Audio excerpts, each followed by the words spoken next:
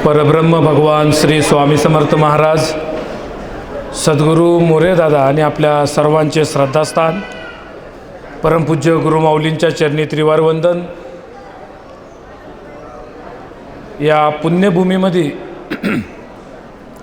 उपस्थित असणारे सर्व सेवेकरी भाविक, अधिक महिन्याच्या या अतिशय शुभ पर्व कालावधीमध्ये आपण गुरुमाऊलींचं हितगुज आणि आशीर्वाद घेण्यासाठी दरमहा असणाऱ्या या मासिक सत्संगात उपस्थित झालेले आहोत।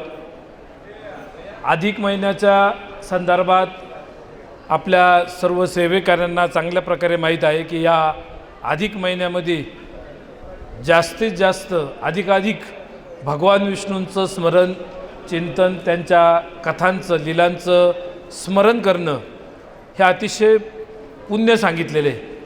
बाकी कुठलेही नवीन कार्य या अधिक महिन्यात न करता अधिक महिन्यामध्ये केवळ भगवान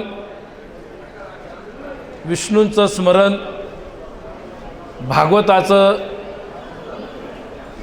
पठन करणं, त्याच्यामध्ये भगवान विष्णूंचे जे वेगवेगळे प्रकारचे अवतार आहे, वेगवेगळ्या मन्वंतरात, वेगवेगळ्या युगांमध्ये त्यांनी भक्तांचं रक्षण कशा प्रकारे केलं, त्यांना काय अपेक्षित आहे, भक्त कसा असावा आणि वेगवेगळ्या आध्यात्मिक शंकांचं निरसन, हे सर्व काही या भागवत ग्रंथामध्ये दिलेलं आहे। आणि आपण फार भाग्यवान आहोत की आपल्याला गुरुमाऊलींच्या आशीर्वाद मार्गदर्शनामुळं या भागवत ग्रंथाचं अनेक वेगवेगळ्या तीर्थक्षेत्रावर पठण करण्याची संधी मिळाली। या अधिक महिन्यातसुद्धा गुरुमाऊलींच्या आशीर्वादाने आपल्या गुरुपीठासहित मथुरेला भागवत करण्याची संधी आपल्या सेवेकऱ्यांना मिळत आहे। आणि या संधीचं आपण सर्व सेवेकरी निश्चित सोनं करून घेऊ। पण केवळ फक्त 7 दिवसात भागवताचे नुसते पानं उलटण्यापेक्षा त्याच्यातल्या काही महत्त्वाचा जो मर्म आहे किंवा भगवंताला जे सांगायचं आहे ते थोडंफार आपण समजून घेणं सुद्धा तितकं गरजेचं आहे। कारण त्याच्यात आपल्या सर्व कौटुंबिकपासून तर सगळ्या वेगवेगळ्या प्रकारच्या शंकांचं निरसन, आध्यात्मिक असो, सगळ्या प्रकारच्या क्षेत्रातलं। कारण भगवंतानी, भगवान श्रीकृष्णांनी असं एकही क्षेत्र ठेवलं नाही की त्यांना ते क्षेत्र त्यांच्यापासून लांब आहे किंवा त्यांचा त्या क्षेत्राचा आणि त्यांचा संबंध नाही। सर्व क्षेत्रातल्या सर्वांनाच भगवान श्रीकृष्णांनी वेगवेगळ्या पद्धतीने मार्गदर्शक म्हणून खूप सुंदर भूमिका बजावली आहे। आणि म्हणून त्यांच्या लीलांचं वर्णन, त्यांच्या ह्या निमित्ताने स्मरण करणं हे अत्यंत त्या भगवंतालाही प्रिय आहे। आणि आपल्याला सुद्धा तो फार मोठा एक आनंद, त्याला ब्रह्मानंद शब्द वापरलेला आहे की त्या आनंदापेक्षा मोठा आनंद नाही। बाकीचे आनंद हे क्षणिक असतात। आपण अर्थशास्त्रामध्ये शिकलेलो आहे घटत्या उपयोगितेचा सिद्धांत। ज्यावेळेस भूक लागलेली राहते त्यावेळेस आपण जेव्हा जेवण करतो पहिला घास खूप आनंदाने वाटतो, नंतर हळूहळू पोट भरत आल्यावर नंतर तेवढा तो आनंद राहत नाही। आणि दैनंदिन जीवनात आपलं सुद्धा तसंच राहतं की एखादी नवीन गोष्ट प्राप्त करायची असली आपण खूप आटापिटा करतो, ती वस्तू प्राप्त झाली, शाळेत मार्क खूप चांगले पडले किंवा ते पडण्यासाठी खूप आटापिटा केला, अभ्यास केला, मार्क चांगले पडले, आनंद होणार। काही दिवसातच परत तो आनंद कमी होणार आणि नंतर पुढच्या जबाबदाऱ्या वाढणार, नोकरीसाठी काहीतरी व्यवस्था खटापट करावं लागणार, नोकरी भेटल्यावर खूप आनंद होणार। आणि देवाला आपण वारंवार म्हणणार की देवा बाकी काहीच नको आहे आयुष्यात, तुझ्याकडे काहीच मागणार नाही, फक्त जरा एवढं स्वप्न पूर्ण होऊ दे। आणि ते स्वप्न पूर्ण झाल्या काही क्षणापर्यंत, काही तास, काही दिवस तो आनंद राहतो आणि परत नवीन अपेक्षा, आणि परत त्या अपेक्षा पूर्ण होण्यासाठी खूप आटापिटा, आणि त्या पूर्ण नाही झाला तर मग काही जण दुसरा देव बदलून बघतात, काही जणांचा देवावरचा विश्वास उडतो। तर हे दैनंदिन बऱ्याच जणांच्या असं समाजामध्ये या गोष्टी घडत असतात। पण या सर्वांची उत्तरं भागवत ग्रंथात दिलेली आहे। आणि म्हणून आपण सर्व सेवेकरांना सांगणे की आपल्यामध्ये खऱ्या अर्थाने जी सुधारणा करायची जर असेल, आपण म्हणतो हा असा तो तसा, यांनी असं करायला पाहिजे तसं करायला पाहिजे, आपण देवाच्या बाबतीत सुद्धा असं म्हणतो देवाने असं नव्हतं करायला पाहिजे, देवाने तसं करायला पाहिजे होतं. पण आपल्यामध्ये काही ज्या आत्मपरीक्षण करून ज्या उणिवा असतील त्या जर दुरुस्त करायच्या असतील तर निश्चित आपण एकदा तरी तो भागवत ग्रंथ समजून घेतला पाहिजे. नुसतं पारायण म्हणून नाही. बऱ्याच वेळा आपण काय करतो, एक तर पुण्यासाठी, एक तर काहीतरी अपेक्षा ठेवण्यासाठी की देवा माझं अमुक अमुक काम होऊ दे म्हणून त्यासाठी आपण तो भागवत ग्रंथ नुसतं वाचतो की वाचन केले, पानं उलटलेले. तर ते पानं उलटण्यापेक्षा वाचण्यापेक्षा त्यातला एखादा जरी कथेचा बोध आपण समजून घेतला तर निश्चित आपल्या जीवनात परिवर्तन होतं. आपण जगाला नावं ठेवण्यापेक्षा आपल्यामध्ये आपण काय सुधारणा केली पाहिजे, आपण कसं वागलं पाहिजे हे त्या ग्रंथातून निश्चित कळतं. आपला जो गैरसमज झालेला असतो तो गैरसमज दूर होतो. आणि म्हणून आपण निश्चित आपण सर्व सेवेकरी वेगवेगळ्या या अधिक मासाच्या निमित्ताने, वेगवेगळ्या तीर्थक्षेत्राच्या निमित्ताने, हे निमित्त आहे, पण ह्या निमित्ताने आपण भागवत ग्रंथाचं मनन, जे गुरुमाऊली बऱ्याच वेळा सांगतात की ते मननसुद्धा वाचलेल्या गोष्टीचं मनन केलं पाहिजे. जे वाचलं नेमकी काय होतं, एखादा अर्थ कळाला नसेल तर एखाद्या अनुभवी व्यक्तीला विचारलं पाहिजे. आणि जे जे काही समजलं आहे त्याचं मनन चिंतन केलं पाहिजे. जे चिंतन झालं, ज्याच्यातून काहीतरी आपल्याला बोध झाला, तो इतरांना सांगण्याचा प्रयत्न करावा. ऐकलं ठीक, नाही ऐकलं तर आपली रिव्हिजन का होईना होणार. म्हणून आपण निश्चित हे स्वामींचं कार्य आपल्याला एक ग्राम अभियान उपक्रम राबवताना आपल्याला भागवताचं एक सारासार ज्ञान, पूर्ण ज्ञान जरी नसलं पण एक सारासार, पूर्ण तर जगात असा कुठला व्यक्ती नसेल की त्याला पूर्ण ज्ञान आहे. स्वतः ब्रह्मदेवसुद्धा की ज्यांनी या विश्वाची निर्मिती केली, तो सुद्धा ज्यावेळेस त्या भगवंताच्या समोर, त्या परमात्म्याच्या समोर हात जोडून म्हणतो की हे भगवंता, तुझ्या लीलांचं वर्णन किंवा तुझ्या या सगळं या गोष्टींचं आमच्या डोक्याच्या, त्या ब्रह्मदेवाला 4 डोके असून त्या डोक्यांच्या बाहेर जर असलं तर आपण थोड्या गोष्टी समजून थोडं 4 काहीतरी कोर्स करून, काही जण थोडं वास्तूचा, नम्रलॉजीचा किंवा एखादा याज्ञिकी एखादा कोर्स केल्या केल्या आपल्याला वाटतं की सगळं हे आपण जे शिकलो त्याच्यावर चालतं. तर कृपया असा अहंकार, गर्व आपल्यामध्ये कधी निर्माण होऊ नये, यासाठी सुद्धा भागवत अत्यंत उपयोगीचं आहे. कारण भागवतामध्ये त्या इतक्या सुंदर कथातून भगवंतानी हे सगळे उदाहरणं आपल्या शंकांचं निरसन करण्यासाठी, नुसतं तत्त्वज्ञान नाही, उदाहरणासहित अतिशय सुंदर उदाहरणं दिलेले. आणि भागवतामधलं सर्वात सुंदर उदाहरण भागवत महात्म्यामध्येच सुंदर सांगितलेले. त्या भागवत महात्म्यामध्ये जो पहिला अध्याय आहे, दुसरा अध्याय आहे, अतिशय सुंदर त्याच्यामध्ये उदाहरणं दिलेले. गोकर्ण आख्यान आपल्या बऱ्याच जणांनी आपण ऐकलं असेल, विवेचन करणारे सुद्धा त्यांच्या त्यांच्या पद्धतीप्रमाणे सांगत असतील. पण त्या आख्यानामध्ये अतिशय सुंदर आपल्या सेवेकऱ्यांनी सुद्धा समजून घेणं असं त्याच्यामध्ये एक रहस्य सांगितलेले की आपल्याला बाकी ती कथा माहिती आहे की गोकर्ण त्या एका व्यक्तीला अपत्य होत नसतं म्हणून तो एक त्याला साधू फळ देतो, तो गाईला खाऊ घालतं आणि मग तिची ती महिला ते गरोदर होण्याचं सोंग करते, तिच्या बहिणीचं ते अपत्य आणून दाखवते की हेच झाली, त्याचं नाव दुंदुंबी ठेवती. नंतर गाईला आणि त्याच्या त्या त्या पत्नीच्या बहिणीला एकाच वेळेस संतती होती. एकाचं नाव गोकर्ण गाईच्या पासून झालेला आणि एकाचं नाव दुंदुंबी. आता याच्यामध्ये अजून एक रहस्य की दोघांचा जन्म एकाच वेळेस झालेला. गाय त्याच दिवशी व्यालीन, तिला कान फक्त गाईसारखे, पूर्ण माणसासारखा असा एक अपत्य गोकर्ण जन्माला आला. दोघांच्या कुंडाल्या सारख्या, कारण दोघं एकाच वेळेस जन्माला आले, कुंडाल्या तर दोघांच्या सारख्या. पण वातावरण आणि संस्कार, गोकर्ण त्या एक चांगल्या संस्कारात वाढला आणि दुंदुंबीचे अति लाड झाले. आणि म्हणून सर्व माता भगिनींनी सुद्धा एक लक्षात ठेवायचे, बऱ्याच वेळा आजकाल आपण बघतो थोडं मुलं रडतील म्हणून महिला, काही आया मुलांच्या समोर मोबाईल देतात, त्यांना जे पाहिजे ते नको, तो रडायला नको, त्याला त्रास व्हायला नको. आणि नंतर भविष्यात भयानक त्रास होतात. म्हणून एकतर त्याच्यामध्ये सांगितलेले सतीलाची सुपुत्र होती. ज्या महिला आपल्या जबाबदाऱ्या व्यवस्थित प्रामाणिकपणे पार पाडतात, सासू सासऱ्यांची व्यवस्थित सेवा करतात, आपल्या पतीचं मन दुखावत नाही, अशांनाच चांगलं अपत्य होतं. त्याच्यामध्ये त्या अध्यायातला हा मर्म आहे, हा मेन त्याच्यातला तो संदेश जो द्यायचा आहे तो सांगितलेला आहे. बाकी तुम्ही किती यात्रा करताय, किती उपास तपास करताय, यापेक्षा तुम्ही वागता कसं आहे, तुम्ही घरातल्यांशी कसं वागताय. सासू सासऱ्यांचं जर मन दुखून बाकी तुम्ही किती पोथ्या वाचल्या, तुम्ही भागवत जरी वाचले पानं उलटल्यासारखं होईल. पण या गोष्टीतून तेवढा जर बोध घेतला की एखादं व्रत कमी झालं चालत,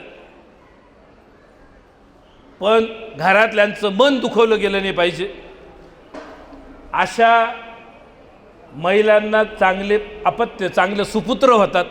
आणि त्याचं सर्वात मोठं उदाहरण या भागवत महात्म्यामध्ये दिलेले दुंदुंबीचं जे गोकर्ण दुंदुंबीचं आख्यानामध्ये दिलेले.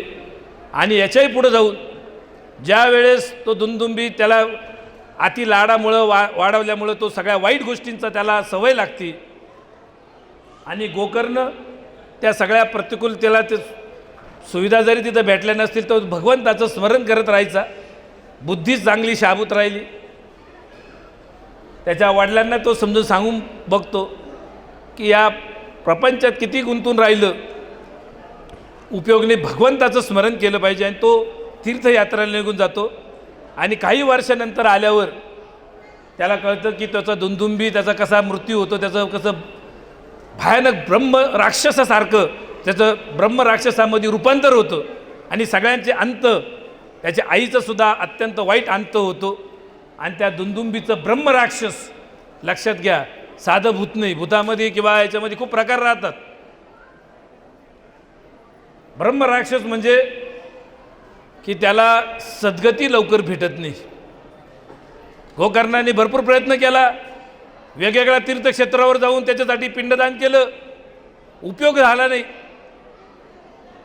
आणि ज्यावेळेस तो त्याला तिथं कळल्यानंतर त्याच्या घराकडे येतो, त्यावेळेस गावातले आधी लोक तिथं त्याला सांगतात की तुझा भाऊ असा असा गेला, तिथं बोरी बाबळी वाढलेलं आहे, तिथं जाऊ नको, तिथं ते तुझ्या भावाचं ब्रह्म राक्षसामध्ये रूपांतर झालेलं आहे, तिथं जर कोणी गेलं तर तो त्याला खाऊन टाकतो.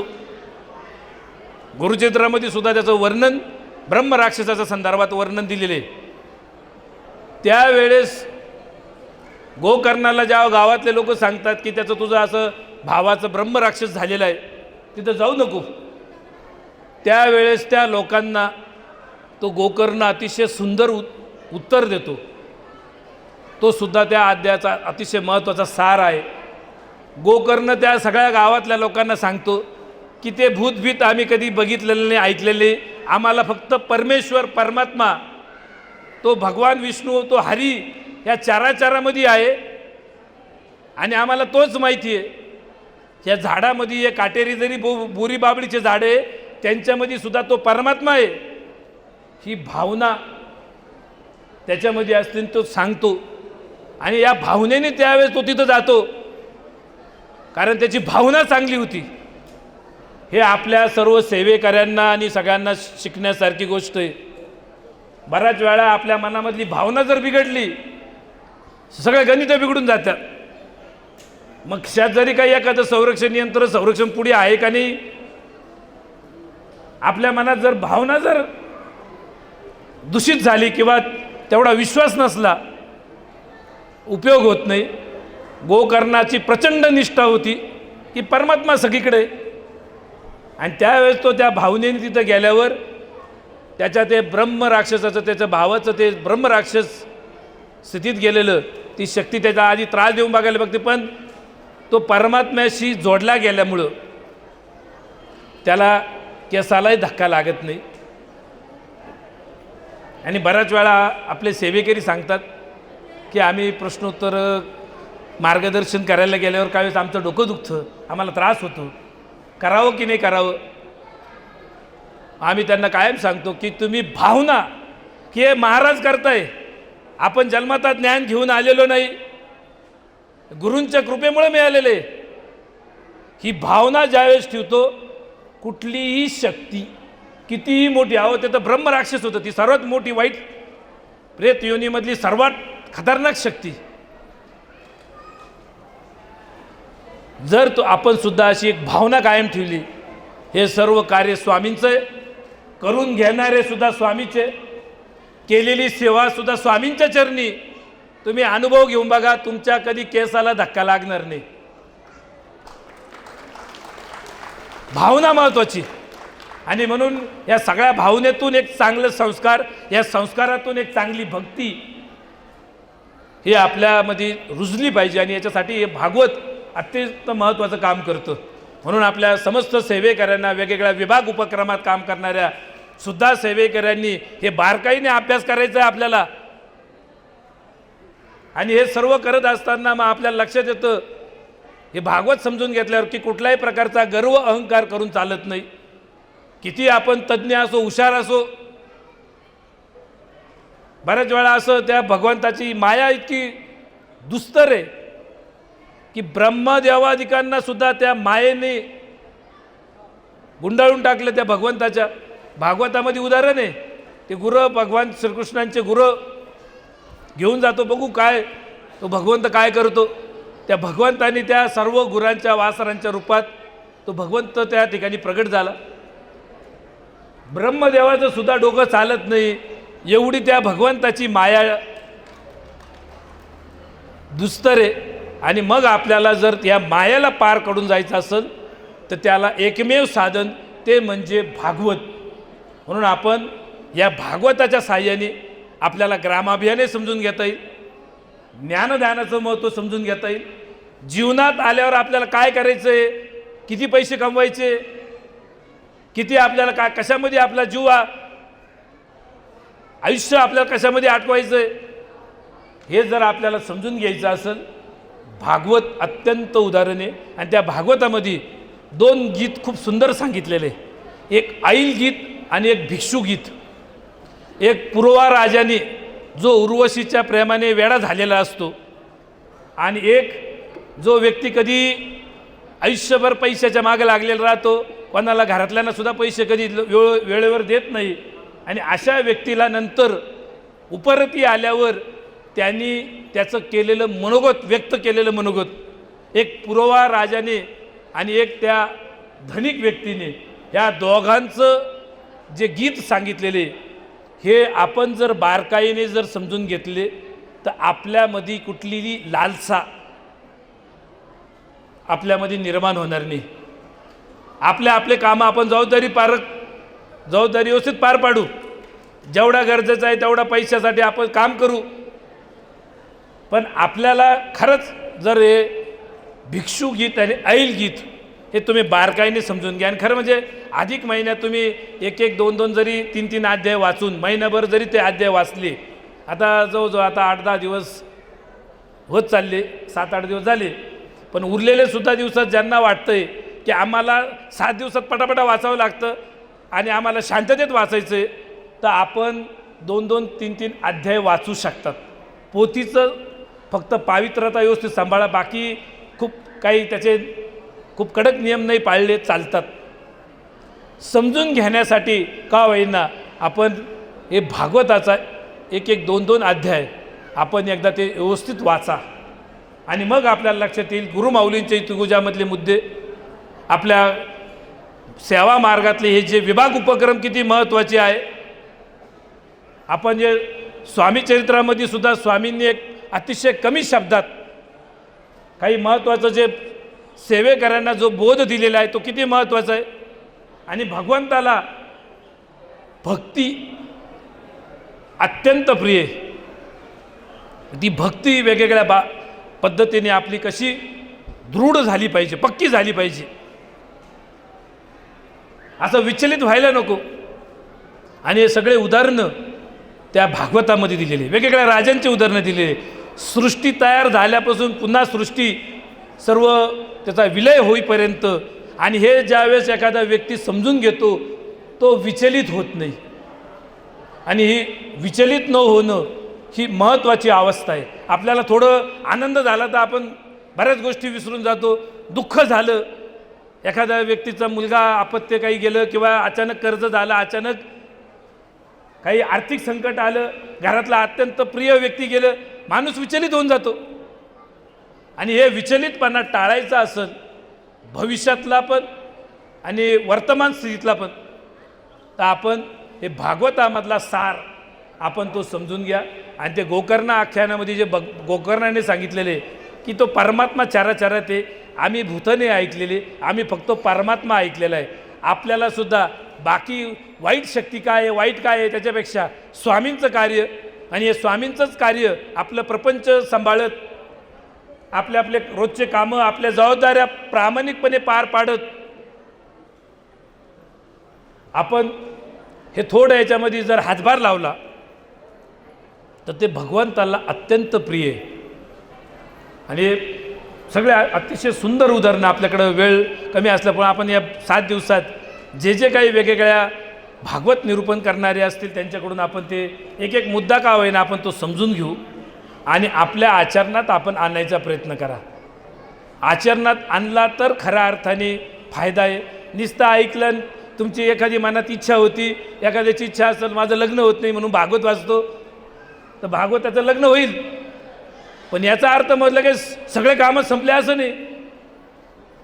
पुढं पती पत्नी आयुष्य ते टिकणं, आजकाल तो टिकणं सुद्धा फार महत्त्वाचे प्रश्न निर्माण झालेला आहे. पूर्वी प्रश्न राहायचा की लग्न होतं की नाही, आता असा प्रश्न आहे टिकतं की नाही. आणि म्हणून याच्यासाठी हे सगळे संस्कार, सगळे मार्गदर्शन, प्रबोधन अत्यंत महत्त्वाचं आहे.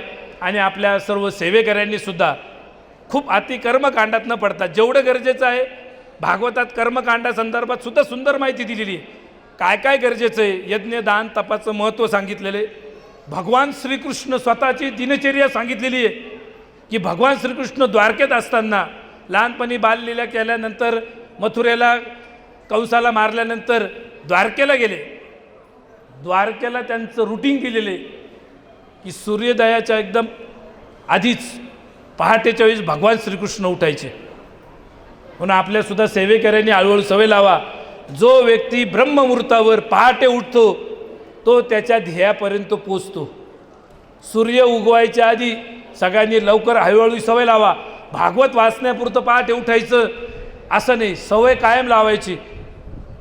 पहाटे जो उठतो त्याचं मन कायम चांगलं राहतं, आरोग्य चांगलं राहतं, ध्येयापर्यंत पोचतो. म्हणून या भगवान श्रीकृष्णांच्या स्वतःच्या दिनचर्यामधल्या चांगल्या गोष्टी आपण त्या समजून घेतल्या पाहिजे.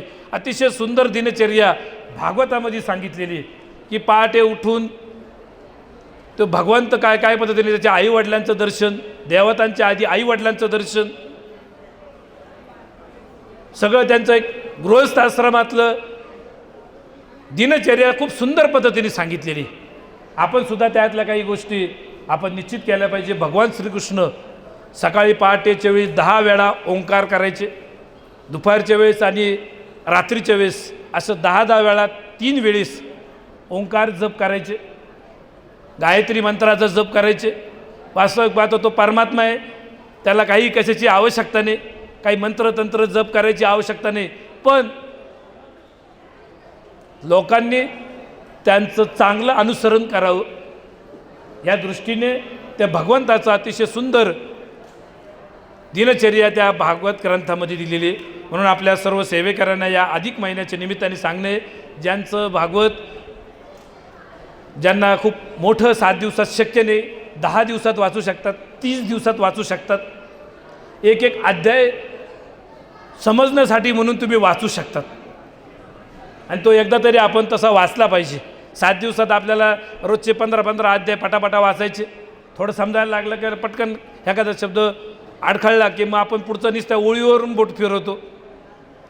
तर तसं होऊ नये म्हणून आपण या अधिक महिन्याच्या निमित्ताने प्रयत्न करा की तो भागवत आपण आपल्या मार्गाच्या एक दृष्टीने, हे ग्राम अभियान किती महत्त्वाचं आहे, संस्कार किती महत्त्वाचे आहे, आणि या जीवनात येऊन नुसतं आलो, लहानपण खेळण्यामध्ये गेलं, मोठं पण पैसे कमावण्यामध्ये गेलं, म्हातारपण पैसे खर्च करण्यामध्ये गेलं, अर्ध आयुष्य झोपेमध्ये गेलं, आजारपणामध्ये गेलं, पिढी तयार केली आणि चाललो.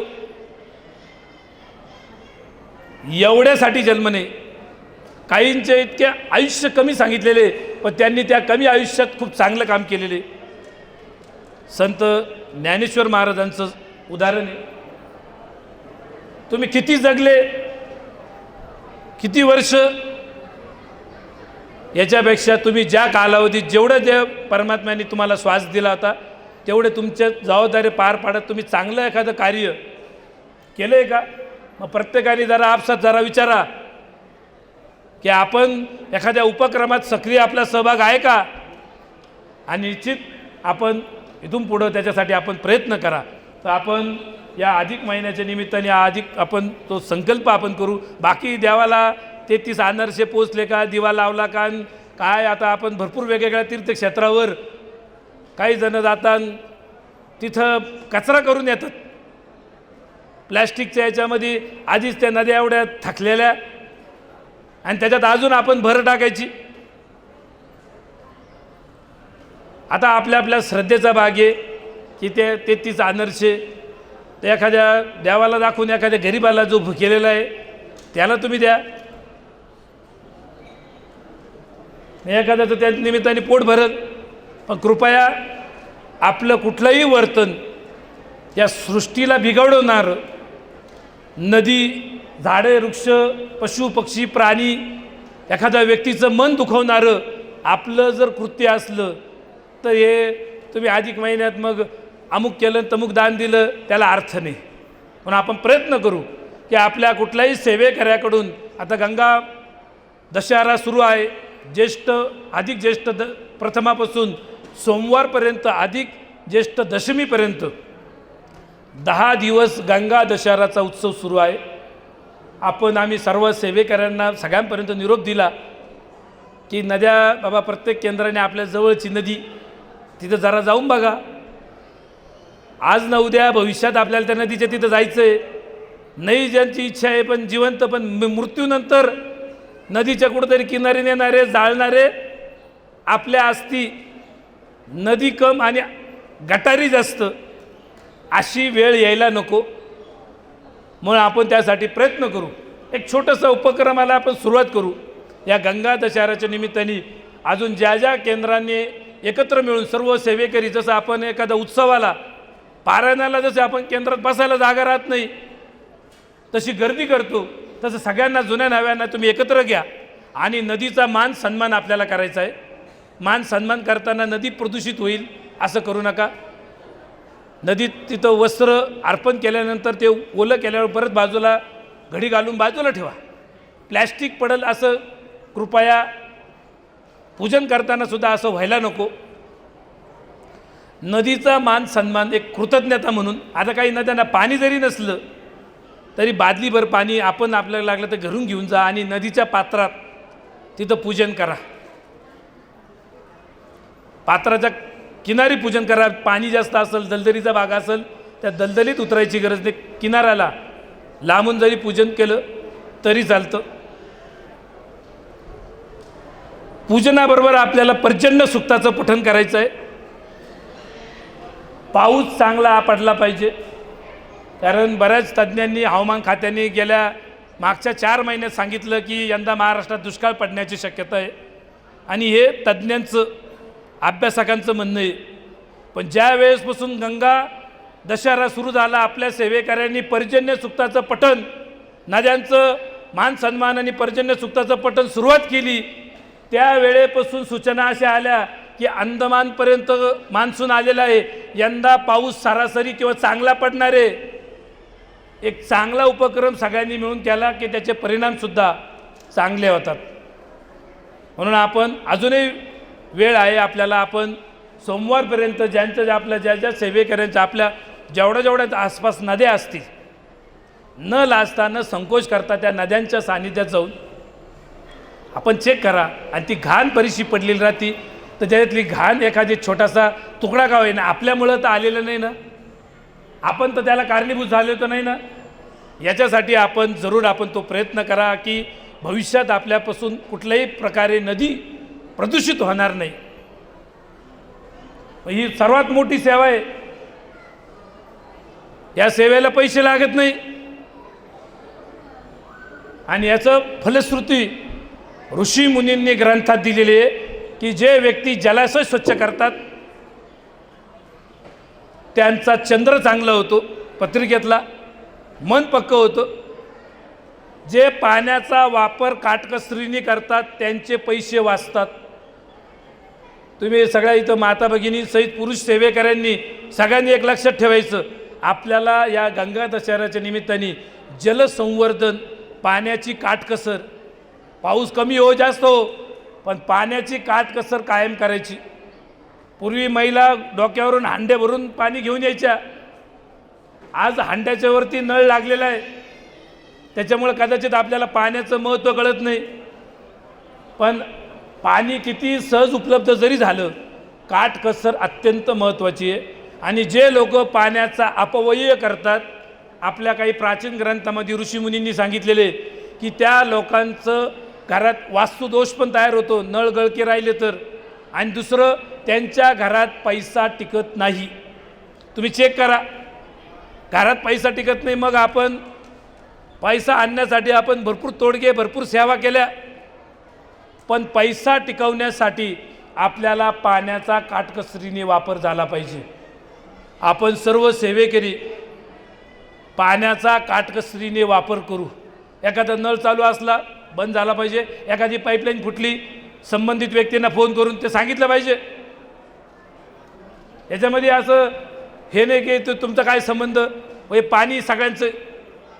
म्हणून आपण सेवेकऱ्यांनी कायम जागृत राहिलं पाहिजे. आणि ही फार मोठी सेवा आहे. सेवा म्हणजे फक्त देवाच्या समोर आपण दिसलं पाहिजे आणि आपण आणलेलं ताट की देवा येतोयसाठी हे सगळं भरून आणलेले हे ते देवाला दिसलं पाहिजे. एवढ्याने देव खुश होत नाही. हे चांगल्या उपक्रमातून अत्यंत देव खुश होतो. म्हणून आपण हे सुद्धा आपण आता जरा या नदी स्वच्छता गंगा दशहऱ्याच्या निमित्ताने ज्या ज्या केंद्रांची राहिली असेल त्यांनी आता इथून गेल्यानंतर तेवढं पहिलं सुरुवात करा की आपल्या सर्व सेवेकऱ्यांना बोलून आपण नदीच्या किनारी मान सन्मान स्वच्छता तिथं करू, पर्जन्य सुक्ताचं पठण करू आणि पाण्याचा काटकसरीने कसा वापर करता येईल याच्यावर आपण लक्ष देऊ. बऱ्याचशा आपल्या घरात महिला भांडे घासतात, ते पाणी नाल्यांमध्ये सोडलेलं राहतं आणि भांड्या घासायला आपण बरंचसं जे डिटर्जंट वापरतो केमिकल असतं, तर आपण पुन्हा ती राखेच्या माध्यमातून जर ते पाणी भांडे घासलेलं पाणी झाडांपर्यंत कसं नेता येईल प्रयोग करून बघितलं पाहिजे. ज्यांना ज्यांना जसं शक्य होईल पाण्याचा पुनर्वापर आपण जास्तीत जास्त प्रमाणात करा, काटकसर करा. तुम्ही बघा आर्थिकसुद्धा तुम्हाला त्याचा फायदा होईल. पण आपण निश्चित या आगामी येणाऱ्या पावसाळ्यात पाणी वाहून जाण्यापेक्षा, कारण आता एक तर काय आहे शहरांमध्ये तर माती दिसत नाही, सगळं सिमेंट कॉन्क्रीट, पण आपण बोर केलेले त्या बोरमध्ये गच्चीवरचं पाणी, टेरेसवरचं पत्र्यांचं पाणी त्या बोरमध्ये कसं जाईल तो प्रयत्न आपण जरूर करावा. आपल्याला अधिक माहिती पर्यावरणातले आपले काही प्रतिनिधी आहे त्यांनी खूप चांगलं प्रात्यक्षिकरित्या काही केंद्रांवर सुद्धा हे डेमो तयार केलेले. तर आपण सुद्धा असं सेवेकऱ्यांनी चांगलं आचरण केलं तर त्याचं फळ आध्यात्मिक पण फळ भेटणार आहे आणि एक सामाजिक एक त्याचा इतर बाबतीत सुद्धा आपल्याला भौतिकदृष्ट्या सुद्धा त्याचा फायदा होणार आहे. म्हणून आपण या अधिक महिन्यामध्ये हे ज्ञानसुद्धा आपण घेऊ. भगवंताला जे जे अपेक्षित आहे त्या सर्व उपक्रम आपण निश्चित करू. आणि हा पावसाळा सुरू झाल्यानंतर जुलै ऑगस्ट महिन्यात सर्वात पुण्यकारक या अधिक महिन्यातल्या त्या तुमच्या पुण्यापेक्षा पण अधिक पुण्यकारक ते म्हणजे वृक्षाचं लागवड करणं. स्वतः भगवंताला कदंबाचं वृक्ष अत्यंत प्रिय आहे. जो व्यक्ती कदंबाचं झाड लावतो त्याला भगवान श्रीकृष्णांचा आशीर्वाद भेटतो. बेलाचं झाड लावलं आर्थिक स्थैर्य प्राप्त होतं, लक्ष्मी प्रसन्न राहते, भगवान शिवाचा सुद्धा आशीर्वाद भेटतो. म्हणून आपण जास्तीत जास्त आपल्या प्रत्येक शेतकऱ्याच्या बांधावर, किमान आपल्या प्रत्येक शेतकऱ्याच्या बांधावर एक बेलाचं झाड पाहिजे, किमान एक खैराचं झाड पाहिजे. खैर अतिशय दुर्मिळ होत चालला. गव्हर्नमेंटनी खैरावर तोडण्यासाठी बंदी आहे. एक वेळ तुम्ही चंदनाचं झाड तोडलं तर त्याच्यावर बंदीने खैराचं झाड दुर्मिळ झालं. आणि मंगळाचं प्रॉब्लेम, मंगळ ग्रहाचं तुम्हाला शांत्या टाळायच्या असतील, मंगळाचा उपद्रव टाळायचा असेल, उष्णतेचे विकार टाळायचे असतील, खैराचं एक झाड एखाद्या दुसऱ्या शेतकऱ्याच्या बांधावर जरी लावलं, ज्यांची स्वतःची शेती नाही, त्यांनी ते झाड स्वतःच्या हाताने बांधावर लावलं. बेलाला पाणी कमी लागतं, खैराला पाणी खूप कमी लागतं. पुढच्या काही वर्षात त्या शेतकऱ्याला त्या खैरापासून 2 पैसे भेटतील, बांधापासून उत्पन्न भेटल. नवग्रहांचे सगळ्यांचे तुम्हाला आशीर्वाद घ्यायचे असेल आणि हातातल्या खड्यांची जर संख्या कमी करायची असेल, काहींच्या 10 हातामध्ये 11 अंगठ्या राहतात, लाख लाख रुपये खर्च करेल राहतात, आणि एवढं खर्च करून रिझल्ट मानावे तेवढे नाही. म्हणून ज्यांना हात एकदम चांगले मोकळे सुटसुटीत राहायचं असेल, तुम्ही ते बांधावर वृक्षारोपण, त्याची अधिक माहिती आपल्या पर्यावरणाचे सगळे प्रतिनिधी, त्यांच्याकडं खूप सुंदर माहिती, त्यांनी तो तज्ज्ञांकडून, अभ्यासकांकडून तो सार काही प्राचीन ग्रंथातून ती माहिती काढलेली आहे. आणि आपल्या केंद्रापर्यंत ती पोहोचण्यासाठी आपण थोडासा प्रयत्न करा. आम्ही प्रत्येक दरवेळेस आम्ही तुम्हाला जीव तोडून सांगतो. इथं आम्ही तर चेहरेसुद्धा लक्षात ठेवलेले, कुठल्या कुठल्या जिल्ह्यांचे कोण प्रतिनिधी येत्या, आणि आम्ही आवाहन केल्यानंतर किती जणांनी त्याला प्रतिसाद दिला. खरंच तुम्ही एखादं कोणी म्हटलं का की आम्हाला ती थोडी पर्यावरणाची माहिती घ्यायची, आम्हाला त्या आमच्या केंद्रातले 4 सेवेकरांना ती माहिती शिकवा, फार बोटावर मोजणे इतकी येतात. तर कृपया आपल्या सेवेकरांना सांगणे हे खूप भगवंताची फार मोठी सेवा आहे. तुम्हाला सगळ्या बाजूने त्याचं महत्त्व पटवून देऊ. म्हणून शहरात सुद्धा मुंबईसारख्या किंवा मेट्रो सिटी किंवा शहरामध्ये ज्यांना शक्य नाही झाड लावणं, त्यांनी सगळ्यांनी एकत्र येऊन शेतकऱ्यांच्या बांधावर झाड लावा. ते झाडं शेतकऱ्याच्या शेतीचं संरक्षण करतील, पाणी धरून ठेवतील, पशुपक्षी बसतील, त्या पक्ष्यांचे आशीर्वाद, त्या पक्ष्यांचं पोट भरलं जाईल, पालापाचोळा शेतात पडला जाईल, सेंद्रिय कर्ब वाढेल, त्या शेतकऱ्याला त्याच्यापासून आर्थिक फायदा होईल, सगळ्यांचा फायदा आहे. म्हणून आपण निश्चित यंदाच्या या जुलै-ऑगस्टमध्ये आपण शेतकऱ्यांच्या बांधावर ज्यांना ज्यांना ते वृक्षारोपण आतापासून करायचं असेल, आतापासून त्याची नावं नोंदवा. मग आपण जुलै-ऑगस्टमध्ये त्याचं वृक्षारोपणाचं नियोजन करू. तुम्हाला झाडंसुद्धा उपलब्ध करून देऊ. तुम्ही तेवढी सुद्धा तस्त घेऊ. तुमच्या हाताने, जसं एखाद्या ठिकाणी फक्त हातावर पाणी घेऊन सोडायचं राहतं, बाकी सगळं पुजारी करून घेतो, तसं ज्यांना ज्यांना आपल्या हातून एखादं शमीचं झाड लावलं, त्यालासुद्धा पाणी फार कमी लागतं. जो शमीचं झाड लावतो त्याच्या दुःखांचं शमन होतं. आपण फक्त परीक्षेला जाताना, महत्त्वाचं कार्य करताना शमीचे पानं वरबडून आणतो, पण जो झाड लावल त्याला त्या झाडाचा फायदा घ्यायचा अधिकार आहे. बाकीच्यांनी लांबून नमस्कार करायचा. बेल तोडायचा असेल, बेल वापरायचा असेल, ते एखादं झाड आपल्याकडून लावलं गेलं पाहिजे, तरच तुम्ही शंकराच्या पिंडीवर बेल वाहू शकतात. तो नैतिक अधिकार आहे मग तुमचा. कधी कुठं लावायचं नाही. फक्त ज्यांनी वरबडून आणलेले ते फक्त तेवढ्या याच्याने तुम्हाला 100% आशीर्वाद भेटणार नाही. तुम्ही मंत्र जरी म्हणा, काही करा, कुठंतरी ऋण पेंडिंग राहतं. म्हणून आपण निश्चित यावेळेस प्रत्येक शेतकऱ्याच्या बांधावर एक बेलाचं झाड, एक खैराचं झाड, एक शमीचं झाड, पळसाचं झाड, आता हे 4ही झाडं हे नवग्रहांचे पण आहे, नक्षत्रांचे पण झाडे. पळसाचं झाडसुद्धा आता दिवसेंदिवस कमी होत चालले. पळस त्याच्यावर बोलायला गेलं तर खूप मोठा विषय. फुलापासून पानं अत्यंत उपयोगी आहे. चांदीच्या सोन्याच्या पात्रापेक्षा पळसाचं पान श्रेष्ठ सांगितलेले, चांदीचं पात्र ज्यावेळेला काही जण देवासाठी देतात त्याच्यापेक्षा श्रेष्ठ पळसाचं पान आहे. त्याचं महत्त्व तर फार आहे, फायदे फार आहे, आरोग्यदृष्ट्या, पर्यावरणदृष्ट्या, आध्यात्मिकदृष्ट्या. पण आपण हे कधी समजून घेत नाही. आपल्याला काय पण लागतं, घरी दे रे हरी पलंगावरी. पलंगावर फक्त आजार भेटणारे, हरी भेटणार नाही. हरीला शोधायचा असेल हिमालयात सुद्धा हरी सापडणार नाही. हरी तुम्हाला जर त्याचे भगवंतानी सांगितलं तो भगवंत कुठे आहे, तो भागवतात तुम्हाला त्याची ते भगवंतानी त्याचा पत्ता सांगितलेला आहे. तुम्ही जरा एक व्यवस्थित बारकाईने ते शोधा आणि मग बरोबर तुम्ही चांगले उपक्रम राबवाल, ग्राम अभियानात सक्रिय सहभाग घ्याल, विभाग उपक्रम पुढे आणाल आणि मग तुम्हाला तो हरी असा उघड्या डोळ्याने नाही दिसणार, तो अंतःकरणात तुम्हाला बरोबर दिसेल. तो असा डोळ्याने दिसायचा हरी नाही. कारण भरपूर जणांनी वेगवेगळ्या पद्धतीने प्रयत्न केला. विज्ञानाने सुद्धा इकडं तिकडं स्वर्ग आहे का, इकडं तिकडं यानं पाठवून बघितला आणि नंतर आता लक्षात आलं की किती मोठं, किती फास्ट यान जरी पाठवलं तर आपण या ब्रह्मांडाच्या अर्ध्यावर सुद्धा पोचू शकणार नाही. आणि असे अनेक ब्रह्मांड आहे, हे आता विज्ञानाला सुद्धा कळून चुकलेले आहे.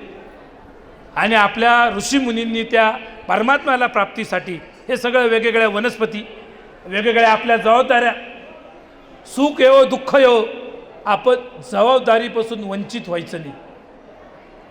म्हणून आपण सर्व सेवेकरी एखाद्या प्रतिकूल परिस्थिती असो, अनुकूल असो, थोडं गरम होतं आहे किंवा ऊन आहे, पाऊस आहे, थंडी आहे, ह्या गोष्टीकडे न बघता आपण भगवंताचं स्मरण करत कायम भगवंताचं स्मरण करायचं. एखाद्या ठिकाणी गैरसोय झाली, एखाद्या ठिकाणी खूप सोय झाली तरी भगवंतानी सोय केली, गैरसोय झाली, भगवंत आपली परीक्षा बघतोय, अशी भावना ठेवून तुम्ही कायम आपली सेवा व्यवस्थित प्रामाणिकपणे पार पाडा. तुम्हाला त्या भगवंताचं कुठल्या ना कुठल्या रूपात दर्शन होईल. आणि एकदा त्या भगवंताचं दर्शन झालं तर तुम्हाला एक क्षणिक आनंदाच्या मागे लागायची गरज नाही की देवा मला गाडी दे, गाडी घेतली का मग आता पेट्रोल, आता आपल्याला सगळ्यांना माहिती आहे पेट्रोलचे वांदे झालेले. म्हणून प्रश्नसुद्धा आहे की देवाकडे काय मागायचं. आणि गुरुमाऊलीसुद्धा वेळोवेळी हितगुजातून हे सांगत असतात, पण आपल्याला त्यांच्या हितगुजातले बरेचसे रहस्य हे आपल्याला कळत नाही. म्हणून आपण प्रयत्न करू भागवत वाचनाच्या माध्यमातून की गुरुमाऊलींचं जे हितगुज आहे, जे काय आपल्याला वारंवार सांगतात, ग्राम अभियानाच्या बाबतीत सांगतात, वेगवेगळे उपक्रम आपल्याकडून करून घेतात. दर महिन्याला वेगवेगळ्या उत्सवाच्या निमित्ताने, सेवेच्या निमित्ताने आपलं मन रिकामं न ठेवता सेवेने कायम ते मन सक्रिय करतात. कारण हिंदीत मन आहे, रिकामी खोपडी सैतान का घर. मन रिकामं राहिलं तर त्या मनात खूप वेगवेगळे रिकामे विचार सुरू होतात. म्हणून आपण दरमहा आपल्याला वेगवेगळे उपक्रम आपल्याला राबवायचे. म्हणून या अधिक महिन्यातसुद्धा आपण हे भागवतातून परमेश्वराची वेगवेगळी अनुभूती, परमेश्वराला अपेक्षित आपण हे सर्व समजून घेण्याचा आपण निश्चित प्रयत्न करू. आणि आपण हे जर समजून घेतलं तर बाकीचं एखादं शास्त्र समजून घेतलं काय नाही काय, आपल्याला त्याच्यानी खूप फरक पडणार नाही. घरात शंका आहे का, घंटी आहे का, आणि ती कसं ठेवली पाहिजे, एवढे बारकावे बघायची गरज पडणार नाही. तो लांगडा बाळकृष्ण आहे ना घरात, त्याचा अधूनमधून आपण अभिषेक करतो ना, किंवा त्याचं स्मरण करतो ना, आपण ग्रामाभियानात जातो ना, आपण जवळच्या केंद्रात एखाद्या आरतीला हजेरी लावतो ना, तेवढ्या याच्यावर आपण इतकं आनंदी राहू. आपल्याला बाकी कोणी सांगायची गरज नाही, तुमच्या घरात चमत्कार करू, अमुक करू, तमुक करू, यो काम कर देंगे, वो काम कर देंगे. कुठेतरी रील बघून मग लगेच आपण त्या पद्धतीप्रमाणे त्याच्या मागं लागायचं. आपल्याला कोणाच्या मागं लागायची गरज पडणार नाही. अधिष्ठान भगवंताचं ठेवून आपण हे सर्व भागवतापासून हे सर्व उपक्रम आपल्याला आगामी राबवायचे आहेत. नदी स्वच्छतेचं उपक्रम आम्ही प्रत्येक केंद्रांचं आढावा घेणारे. खरंच आपण किती आत्मीयतेने सेवा करताय का? किती जण त्या सेवेला हजर आहे आणि जे जे मनोभावे त्या सेवेला हजेरी लावतील, पर्जन्य सुक्त वाचण्यासाठी प्रार्थना करतील. कारण तो पाऊस सगळ्यांसाठी येतो, मानवापासून पशुपक्षी प्राण्यांसाठी सगळ्यांसाठी येतो. म्हणून या पावसाला चांगल्या प्रमाणात यावा म्हणून आपण अधिकाधिक पर्जन्य सुक्ताचं पठण आपण करू. आपल्याकडून पाणी अपव्यय होणार नाही, पाणी प्रदूषित होणार नाही, यासाठी हळूहळू आपण त्याच्यामध्ये सुधारणा करू. एका दिवसात होणार नाही, पण हळूहळू का होईना आपल्याला ती सुधारणा आपल्याला करायची. सगळ्यांनी लक्षात ठेवा, हे सर्व केलं, या सगळ्या येणूस असल्या तर भगवंताचा आशीर्वाद भेटणार आहे. तुम्ही सगळं इकडं तिकडं दुर्लक्ष केलं, भगवंताकडे गेले, भगवंत तुम्हाला परत सगळ्या याच्यातून फिरविल. म्हणून वारंवार या 84 लक्षाच्या फेऱ्यात लक्षात घ्या, वारंवार प्रत्येकजण संत महात्मे महाराज लोक सांगतात 84 लक्षाचा फेरा. जेवढ्या जेवढ्या या विश्वामध्ये जीव जंतू जेवढे प्रकारे 84 लक्ष वेगवेगळ्या कॅटेगरी, या सगळ्या कॅटेगरीमधून फिरून यावं लागतं. हे टाळायचं असेल आपण हे भागवतातून हे ज्ञान चांगल्या आचरणातून तो आशीर्वाद घेऊन आपण निश्चित जन्म मरणाच्या चक्रातून 84 लक्षाच्या फेऱ्यातून आपण सुटू शकतो. आणि त्यासाठी आपल्याला प्रयत्न करायचा आहे. बाकी पैसे येतील जातील, आज थोडं संकट आहे उद्या दूर होईल, आज आनंदात आहे उद्या थोडंफार दुःखही होऊ शकतं. या गोष्टी या कायम असं ते घडत बिघडत राहतात. त्याच्यात आपण खूप खोलवर विचार करायचा नाही. आपण कशाला महत्त्व देतो? महत्त्व इथून पुढं आपण जीवनाचं सार्थक करणं, आपल्या पुढच्या पिढ्याला चांगले संस्कार लावणं आणि मनुष्य जन्मात येऊन चांगलं सार्थक या उपक्रमातून आपल्याला करायचं आहे. म्हणून आपण आपल्याला गुरुमाऊलीने हे सगळे 18 विभाग उपक्रम दिलेले आहेत. आपण सर्व सेवेकऱ्यांनी सर्वांना त्याच्यामध्ये बरोबर घ्या. मनात असं कोणाच्या मनात किंतूपर्यंत करू नका. असं म्हणू नका आम्हाला का बरं विचारलं नाही. आता तुम्ही आम्हाला न विचारता केलं. आता मागच्याच आठवड्यात आम्हाला काही सेवेकरी भेटले, आम्ही साप्ताहिक केंद्र सुरू केलं, सप्ताह घेतला, तर आम्हाला काही ज्येष्ठ सेवेकरी बोलले तुम्ही आम्हाला न विचारता सुरू केलं, अमुक केलं तमुक केलं, आता तुमच्यावर खूप संकट येतील, असं घाबरून टाकलं. तर कृपया जाणकार हुशार लोकांनी असं कृपया करू नका. त्याच्याने फार भविष्यात आपल्यालाच समस्या निर्माण होतात. म्हणून जो साध्या भोळ्या पद्धतीने एखादं साप्ताहिक केंद्रांनीसुद्धा फोटो ठेवून खडी साखरेच्या नैवेद्यावर सुरू झालं, चालू शकतं.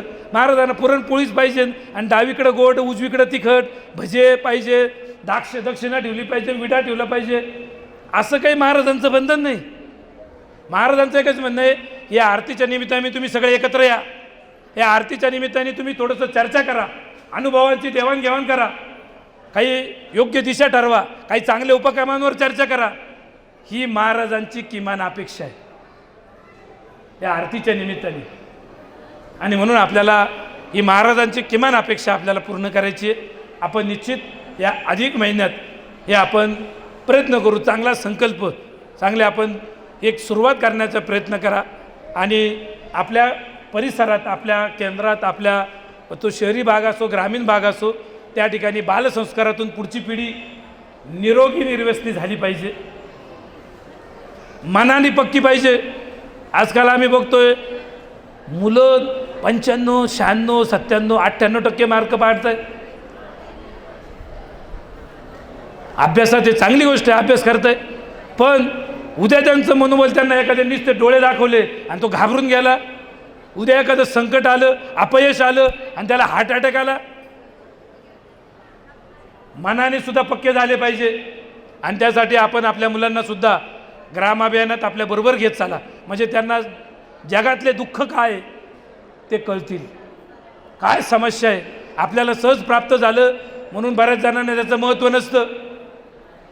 म्हणून आपल्या मुलांनासुद्धा ग्राम अभियानात अधूनमधून आता सुट्ट्यांच्या निमित्ताने एखाद्या गावात घेऊन स्वामींचा नुसतं तिथं जप सांगितला, पंचमहायज्ञ जरी समजून सांगितला, एवढं जरी सांगितलं तरी भरपूर आहे. बाकी तुम्ही जास्त सांगू नका, लगेच देवदेवारा सांगू नका, लगेच शास्त्र सांगू नका. सगळ्यांना एवढं खूप कळकळीचं सांगणे, लगेच सांगू नका की आमचे केंद्राची भिंत बांधायची आणि जरा आमच्या इकडे हे करा तिकडे ते करा, अन्नदान द्या आणि अमुक दान द्या. दान बिन आता या अधिक महिन्यातसुद्धा दानाच्या संदर्भात आपण अनेक कडून ऐकतो. दान दान दान भरपूर आपण ऐकतो, पण दानाचं भगवद्गीतेत सांगितलेले सत्पात्री दान, 2 शब्द खूप महत्त्वाचे सांगितलेले. सत्य व्यवहार 18व्या अध्यायात सांगितलेले आणि सात्विक दान किंवा सत्पात्री दान. आजकाल आपण काय करतो, कुठं एखाद्या 150 रुपये दिले, पावती भेटली, 150 ग्रुपवर ते पावतीचा फोटो बघा आम्ही दान दिलं. घेणारा सगळ्या ठिकाणी सांगतो बघा मी अमुक अमुक दान आणलं. दानाचा नियम असा आहे, या हाताचं त्या हाताला कळायला नाही पाहिजे. योग्य वेळी योग्य ठिकाणी योग्य कार्यासाठी कुठलीही अपेक्षा न ठेवता केलेल्या दानाला सात्विक दान किंवा सत्पात्री दान म्हणतात. तुम्ही एखाद्या गरीब आहे, तुम्हाला वाटलं तुला गरीब आहे, तुम्ही त्याला पैसे दिले, उद्या त्या पैशाची त्याने दारू पिली, उपयोग नाही. ते जर एखाद्याला अंगावर वस्त्र नाही, तुम्ही त्याला वस्त्र द्या, ते चालू शकतं. त्याच्यात जातपात विचारायचं काम नसतं, सांगायचं नसतं. नाही तर बऱ्याच ठिकाणी असं होतं, एखादा व्यक्ती डझनभर केळी आणतो गरिबांना देण्यासाठी, त्या डझनभर केळीवर 2 डझन माणसांबरोबर फोटो काढतो. केळी तीच यांना देताना, ते बाजूला झाले का त्यांना देताना. असे फोटो टाकणं दान शून्य, तुम्हाला त्याचा 1% फायदा होणार नाही. म्हणून या ज्या अध्यात्मातले सर्व मर्मसुद्धा लक्षात घ्यायचे.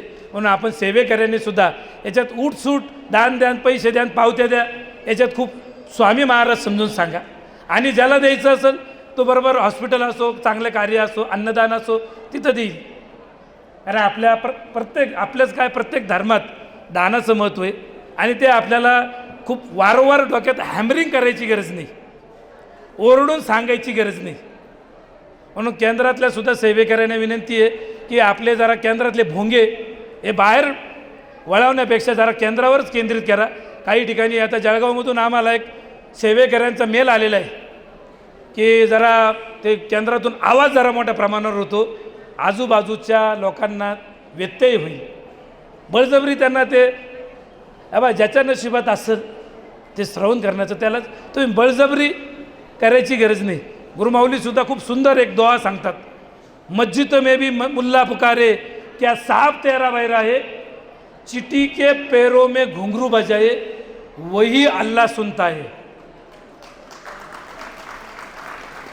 मुंगीच्या पायातल्या घुंगरांचे आवाज तो परमात्मा ऐकतो. त्याच्यामुळं सेवेकऱ्यांना सुद्धा सांगणे, जरा ज्यांचे भोंगे, आणि नुसतं जळगाव नाही, सगळ्या इथं जेवढे जिल्ह्यावाले असतील चेक करा, आपले भोंगे जरा जास्त प्रमाणाच्या बाहेर वाजत तर नाही ना. आपल्या केंद्रात शांतीत आपल्याला क्रांती करता आली पाहिजे. असं ओरडून मोठे भोंगे वाजून चालणार नाही. म्हणून आपल्याला हे सर्व कार्य करताना केवळ फक्त सोशल मीडियात मेसेज फॉरवर्ड करतो, ग्रुप बनवलो आणि त्यांनी मला ग्रुपमधून काढलं, त्यांनी ग्रुपवर असं केलं, हे ग्रुप या भानगडीत जास्त पडू नका. अंतःकरणापासून अंतःकरणापर्यंत आपल्याला काम करायचं आहे. किती तुम्हाला लाख फॉलोवर आहे, आजकाल ते ट्रेंडच चाललं आहे, याला किती फॉलोवर आहे. ते फॉलोअरला ते रिकामे लोकांचं काम आहे.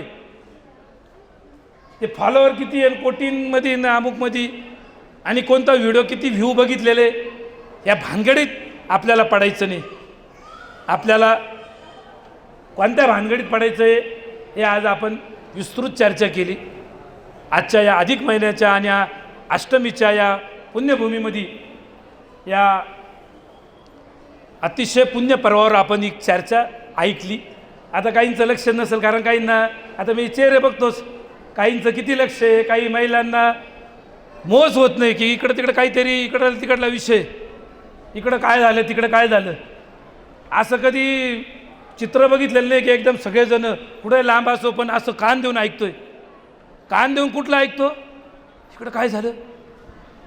आता मागच्या महिन्यात हाताला थोडीशी माझी दुखापत झाली, हाताला ते गुंडाळलेलं होतं. चर्चा झाली कुठेतरी, काही जण बोलले इकडं तिकडं, त्यांच्या हाताला लागलं. आता दुखापत माझी झाली, माझं काय असेल ते दुखापत बरी पण झाली. पण 8-15 दिवसानंतर 8-1 दिवसापूर्वी मला आपल्या छत्रपती संभाजीनगरचे काही सेवेकरी आले. चर्चा फिरता फिरता कशी फिरली, का हो तुमच्या किडनीचं ऑपरेशन केलं का. एक म्हणे तुमच्या पोटाचं काही ऑपरेशन झालं का. म्हणजे चर्चा कुठल्या आपण ऐकतो, आपले कान कुठल्या गोष्टी ऐकण्यासाठी किंवा कुठल्या ह्या गोष्टींवर आपण लक्ष देतो. जरा विचार करत चाला. आणि या रिकाम्या गोष्टींना आम्ही काय खातोय, काय बारीक बारीक गोष्टी याच्यावर लक्ष देण्यापेक्षा आम्ही तुम्हाला चंद्र दाखवतोय आणि तुम्ही आमच्या हाताकडे बघताय. त्याच्यामुळं तो हाताला काय झाले ते बघण्यापेक्षा जे दाखवतोय त्याच्यावर लक्ष द्या. इथून पुढं या रिकाम्या गोष्टींचे कानोसे घेऊ नका. काय चाललंय, काय झालं केंद्रात, काय झालं ते, काय अमुक काय म्हणला, तो 2 दिवसापासून केंद्रात येत नाही, त्याला काहीतरी झालं, अमुक झालं, त्यांनी असं केलं, त्यांनी अमुक केलं, त्यांनी ते उरलेले पैसे त्याच्याकडेच ठेवले. अरे राहू द्या ना, आपल्याला काय घेणं आहे. महाराज बरोबर हिशोब काढतील ना, तुम्ही काय हिशोब ठेवता. काही जणांनी आम्हाला असे गपचित फूट पाडे, बा त्यांनी अमुक अमुक हे गेलं. अरे म्हटलं जाऊ दे, महाराज हिशोब करतील ना, तू काय त्याचा हिशोब करतो. तुला जाऊ तरी द्यायला का त्याचा हिशोब करायची. अरे तुझे दिवस कमी होतील आणि जेव्हा तुझा हिशोबवरती बघितलं जाईल मग तुलाच कळल.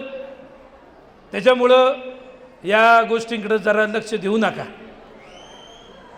आणि हुशार लोक, मोठे लोक, आम्ही तर खूप वेगवेगळ्या लोकांना खूप समजून सांगितलं, वेगवेगळ्या पद्धतीने समजून सांगितलं. काय तुम्ही काय विनाकारण बाबा होत बसता आणि आम्ही मुंगी होऊन साखर खा, हत्ती होऊन लाकडं काय पडत्या. बऱ्याच ठिकाणी सांगितलं. आणि आज अशी परिस्थिती आहे, जुने लोक माझ्यापेक्षा वयाने डबल माझ्या जन्माच्या आधी मार्गात आलेले, पण सिच्युएशन फार अवघड.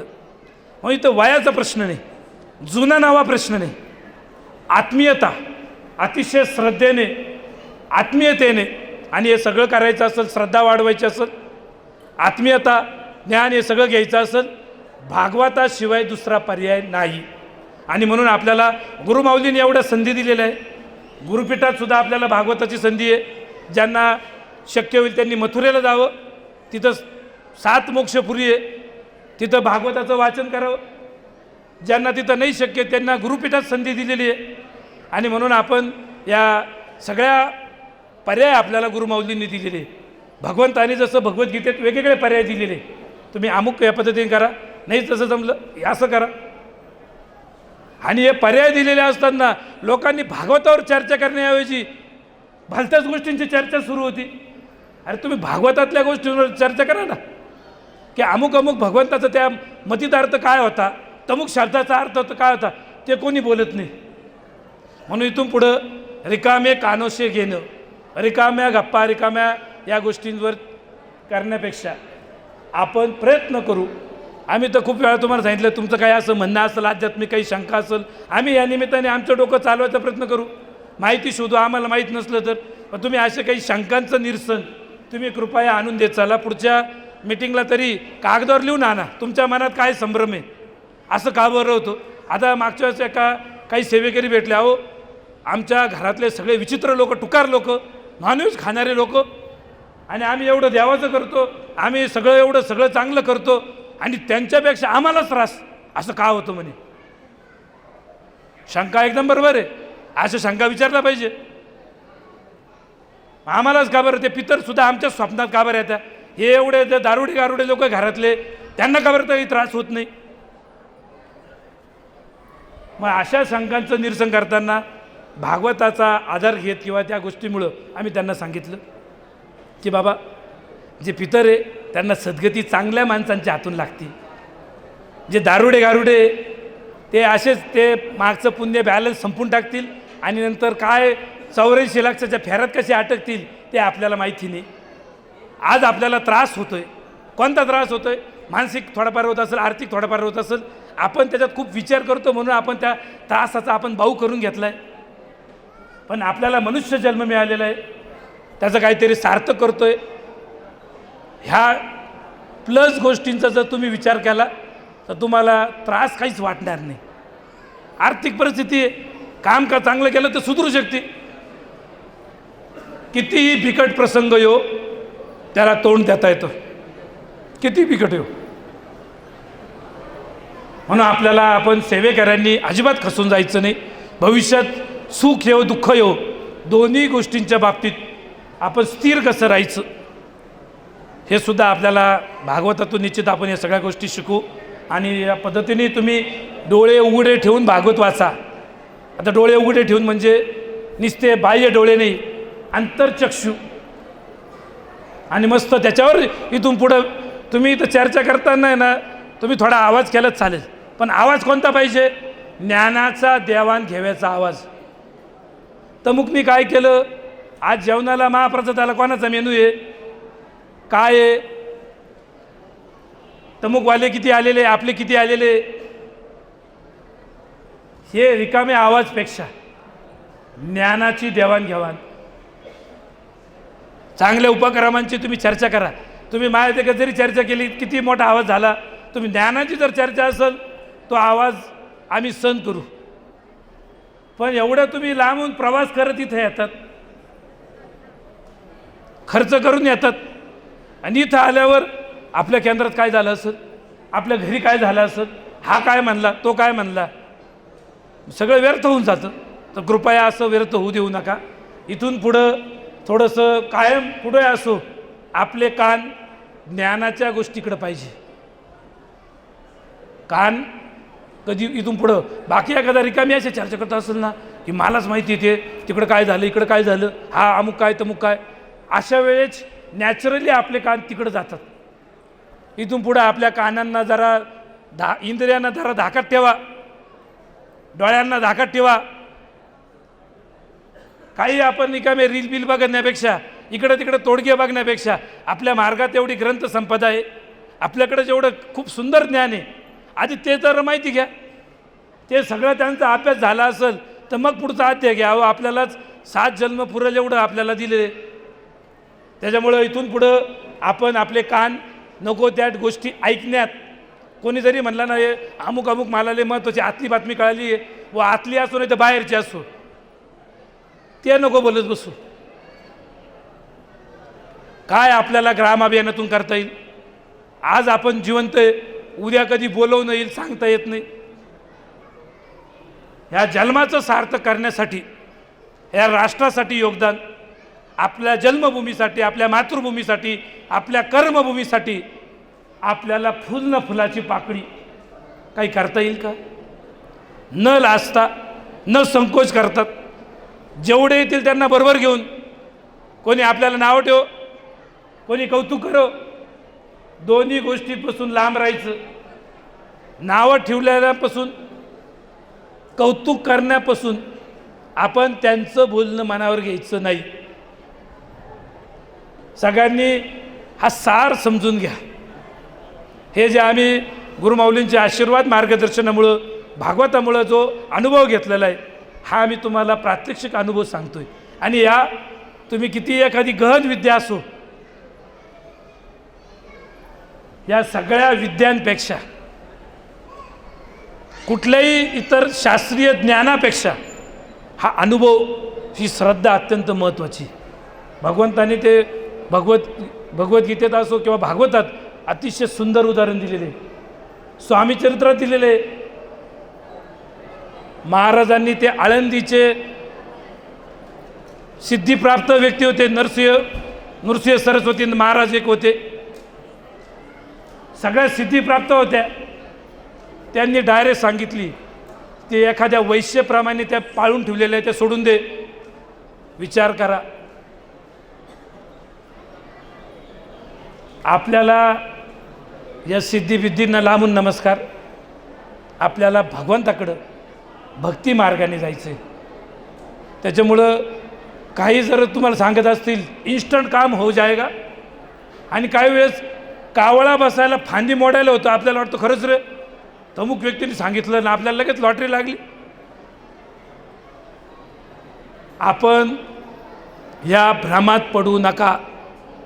बरेचसे आपले सुद्धा काही अभ्यासक थोडं काहीतरी एखादी विद्या शिकले, ही विद्या सर्वात श्रेष्ठ आहे.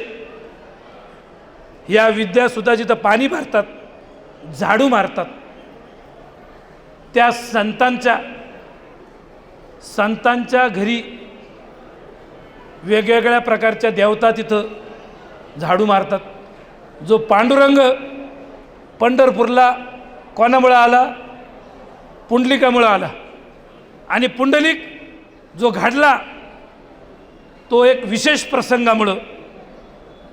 तो सुद्धा लहानपणी लाडा प्रेमात वाढवलेला होता आणि नंतर बिघडला. एवढा बिघडला, त्याची कथा आपल्या काही ग्रंथामध्ये दिलेली, हरिहर वीरच काही ते ग्रंथ आहे, बरेचसे ग्रंथामध्ये दिलेली.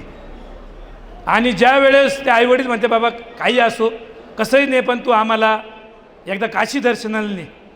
ज्या वेळेस काशीला जात असताना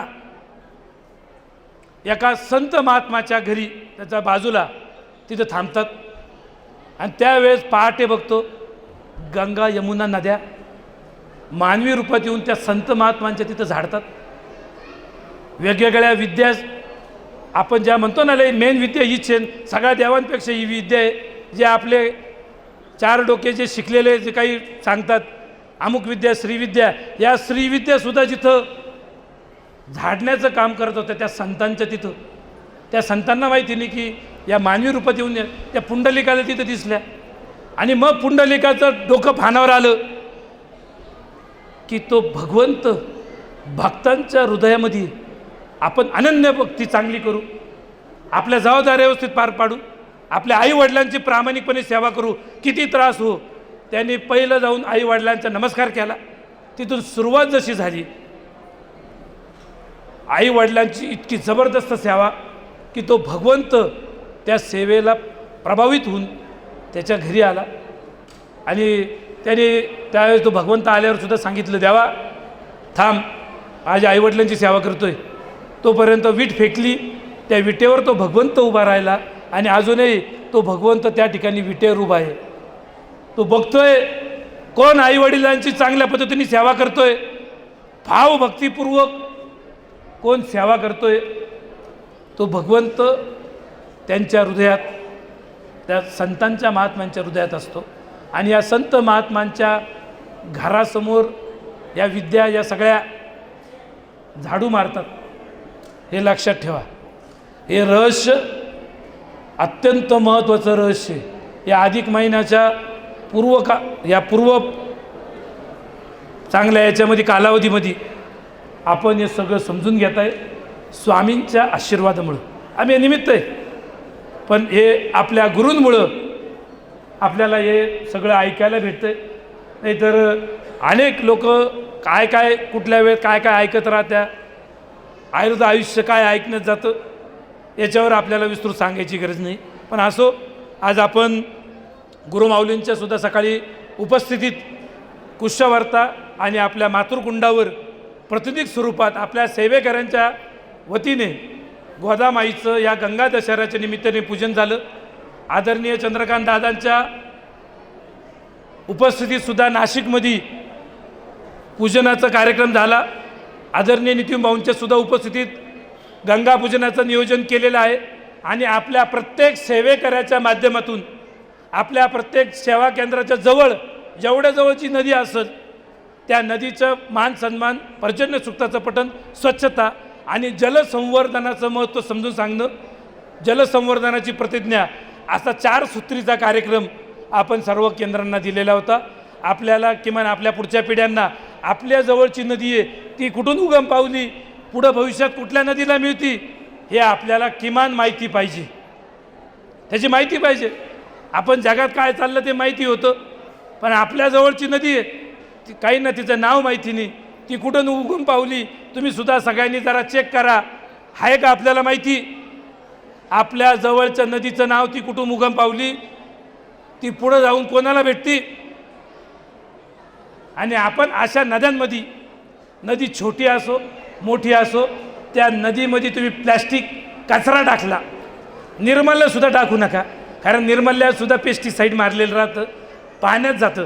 तर नदीतलं थोडं पाणी त्या निर्मल्यावर टाकून त्याचं कंपोस्ट करा. सर्व सेवेकऱ्यांना कळकळीचं सांगणे, निर्मल्य नदीमध्ये टाकू नये.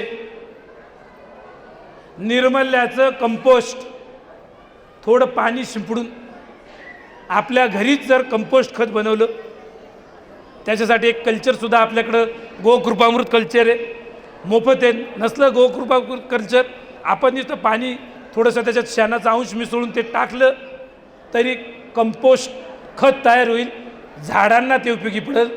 कृपया नदीमध्ये निर्माल्य टाकू नका, नदीमध्ये कपडे विसर्जित करू नका. तुम्ही म्हणाल, आपलेच काही लोक सांगतात नदीत कपडे विसर्जित करा. तुम्हाला कपडे सचल स्नान केल्यावर कपडे विसर्जित करायचे असेल नदीमध्ये, ते बुडवा, घडी घालून बाजूला ठेवा, नदीमध्ये टाकू नका. भग्न झालेल्या मूर्त्या, फोटो नदीमध्ये फेकू नका. याच्या आधी काही लोकांनी सांगितलं असेल, पण कृपया आपण तसं करू नका. त्याचं योग्य पद्धतीने त्याचं नियोजन, तो फ्रेम असेल काचा बाजूला करून फ्रेम कुठंतरी व्यवस्थित पद्धतीने मूर्त्या असतील, त्याला खडी साखरेचं नैवेद्य दाखवून त्या मूर्त्या वितळून किंवा एखाद्या गरीबाला द्या. गरीब एखाद्या भले भंगारमध्ये, भंगार शब्द चुकीचा आहे, पण त्या रिसायकल करता येतील, वितळून परत त्याचं काहीतरी बनवता येईल. नदीमध्ये फेकू नका, कारण नदीमध्ये सांडपाणी, संडास बाथरूमचं पाणी सोडलं जातं आणि मग तुम्ही देवाला वाहिलेलं निर्मल्य त्या अशा याच्यामध्ये, आणि आधीच नद्यांचं श्वास गुदमरलेला आहे. तर कृपया या बाबतीत आपल्या सर्व सेवेकऱ्यांनी या बाबतीत जागृत राहा. सांगितलेल्या सूचना लक्षात ठेवा. 4 सूत्री कार्यक्रम आहे आणि 4 गोष्टींची जबाबदारी, खबरदारी आपल्याला घ्यायची आहे. आणि आपण फेकलेला कचरा, कागद, प्लॅस्टिक, आता प्लॅस्टिक 200-200 वर्ष डिझॉल्व होत नाही, कंपोस्ट होत नाही, आणि त्याच्यामुळे आपण ते प्लॅस्टिक शक्यतो कमी वापरायचा प्रयत्न करा. फेकू नका, नदीतही फेकू नका, नाही तर निर्माल्य आणि लगेच प्लॅस्टिक सहित. तर कृपया असं केल्यानंतर तुम्हाला काय काय पाप लागू शकतं तर त्याची तुम्ही कल्पना करू शकत नाही. आपण फेकलेलं प्लॅस्टिक नाल्यातून नदीला, नदी छोटी नदी मोठ्या नदीला, मोठी नदी महानदीला, आणि महानदी समुद्राला, आणि समुद्र वसने देवी पर्वत्र स्तनमंडले. लक्ष्मी कुठं आहे? समुद्रात वसलेली. आणि तुम्ही फेकलेलं प्लॅस्टिक जर त्या लक्ष्मीपर्यंत पोचलं तर तुम्ही किती तोडगे केले, ती लक्ष्मी लवकर प्रसन्न होणार नाही. लक्षात घ्या, लक्ष्मी प्रसन्न होणार नाही. किमान लक्ष्मीचं धाकतं ठेवा, नाही त्या लक्ष्मीचं तर घरच्या लक्ष्मीचं, की आपल्या घरातलं आरोग्य बिघडायला नको, आपल्या घरातलं सगळे चांगलं राहिले पाहिजे. या दृष्टीने आपल्याला या गोष्टी हळूहळू जीवनशैलीसुद्धा चांगली सुधारायची. अध्यात्माबरोबर जीवनशैली ही सुद्धा आपल्याला चांगली झाली पाहिजे. मग त्यातला पहिला भाग आहे पहाटे उठण्याचा. हळूहळू सुरुवात करा.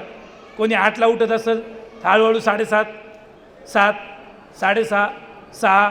आता तर सूर्यच 5:45ला उगवेल राहतो. 5:45ला तर सूर्य उगवलेला राहतो.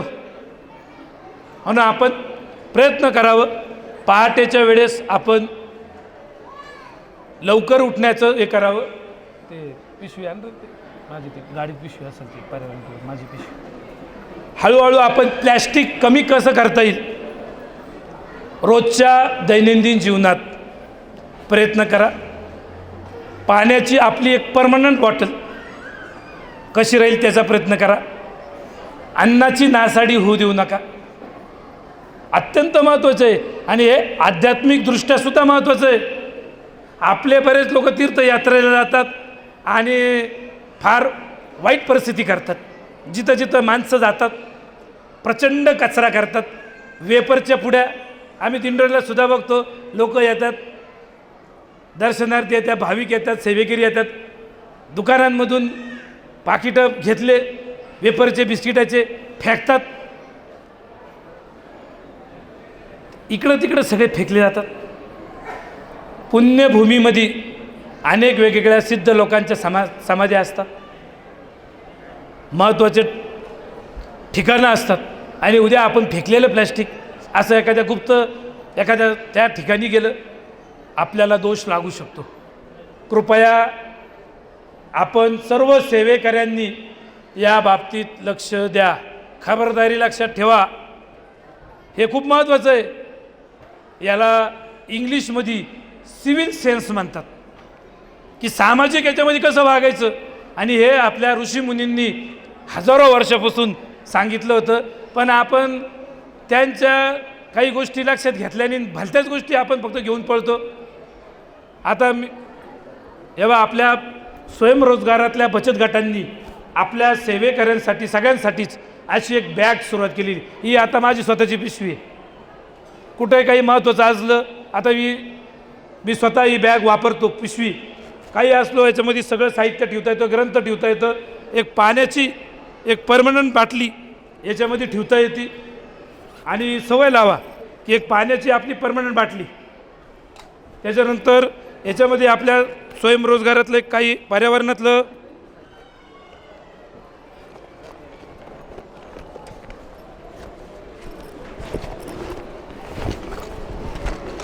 एक अतिशय इनोव्हेटिव्ह आपल्या पर्यावरणातल्या विभागांनी ते पुढं आणलेलं एक असा एक ग्लास आहे, खिशात ठेवता येतो. तुम्ही म्हणाला हा ग्लास कसं काय, तर हा एकदम फोल्डेबल कप आहे डायरेक्ट. याच्यात कुठेही गेलं ना तर कृपया आपण ह्या कपाचा जास्तीत जास्त वापर करा. कारण तुम्ही कागदी जरी वापरला त्याला मध्ये प्लॅस्टिकचा लेअर राहतो आणि गरम टाकलं की त्याचे चहाबरोबर ते शरीरात जातं. एक वेळ मोठं प्लॅस्टिक पोटातलं बाहेर पडेल, पण एक मायक्रो प्लॅस्टिक जे राहतं ते बाहेर पडत नाही. ते आपल्या पेशींना त्रास देतं आणि भविष्यात कॅन्सरसारखे आजार वाढतात. म्हणून असं एक फोल्डेबल कप पाणी प्या, चहा प्या याच्यासाठी हे तयार केलेले. हे अतिशय आपल्या या स्वयंरोजगारांतर्गत आपल्या पर्यावरण आणि स्वयंरोजगारातून हे उपलब्ध आहे. हे खिशात ठेवता येतं, पिशवीत ठेवता येतं. आता मी स्वतः सुरुवात केली, कारण बऱ्याच ठिकाणी गेलं का मग ते कागदी ग्लास देतात. तो कागदी ग्लास नको, तेवढे 2-4 झाडं आपल्याकडून त्या झाडांचं बलिदान वाचत. म्हणून आपण निश्चित की आपल्या स्वयंरोजगारांच्या आमच्या माता भगिनींनी ज्यांना 12 महिने आता आपल्याला ते भगिनींसाठी स्वयंरोजगारातून काही वेगवेगळे कामं, तर त्याच्यामध्ये जवळजवळ 5-6 बचत गटांना ही पूर्ण पर्यावरणपूरक पिशवी धुता येते, वापरता येते. आता ही 2दा धुवून झाली आणि अतिशय चांगला आनंद वाटतो की आपण पर्यावरणाचं कुठल्याही प्रकारे आपण प्रदूषण करत नाही.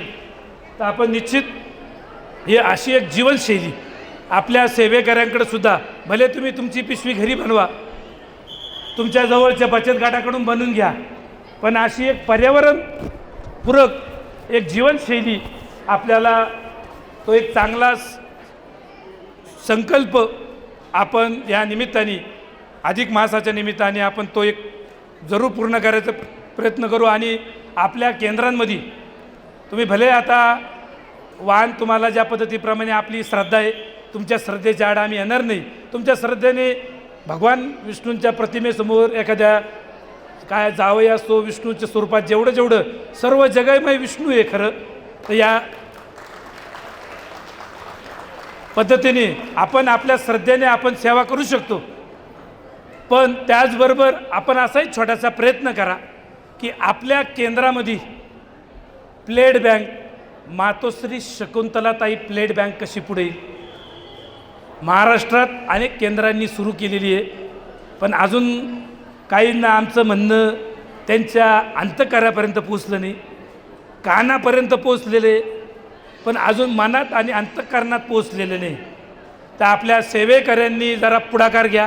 आपल्या केंद्रासहित आपल्या जिथं जिथं दिंडोरीपर्यंत केंद्र आहे त्या ठिकाणी आपण या अधिक महिन्यात आपल्या पूर्वजांच्या स्मृतिप्रित्यर्थ आपल्याला जे काही वाण द्यायचं असेल तर आपल्याला बाकीचं आता सोनं नाणं तर फार महाग झालेले, त्याच्याऐवजी स्टीलचे किमान एक 5 ताटं, एक ताटाचा सेट जर आपण तो प्लेट बँकसाठी जर दिला तर त्याच्यातून हजारो लोकांचा जीव वाचणार आहे. कारण प्लॅस्टिकच्या पत्रावळ्यांमुळं पोटात प्लॅस्टिक जातं आहे, निसर्गातल्या घटकांमध्ये प्लॅस्टिक जातं आहे. तर आपण प्लेट बँकचं सुद्धा नियोजन कसं करायचं त्याची माहिती आपल्याला इथं आपले प्रतिनिधी दाखवत आहे. या प्लेटा अशा स्टीलच्या प्लेटा, या परमनंट प्लेटा, आणि हे महत्त्वाचं, या बँकेत पैशाची गरज नाही. सीड बँक, प्लेट बँक, नाव बँक आहे, पैशाची गरज नाही. म्हणून आपण हे प्लेटा, आणि एवढा जबरदस्त अनुभव आम्हाला काही ज्या सेवेकऱ्यांनी सुरुवात केली की हजारो पत्रावळ्या महिन्याभरात याच्यामुळं वाचल्या.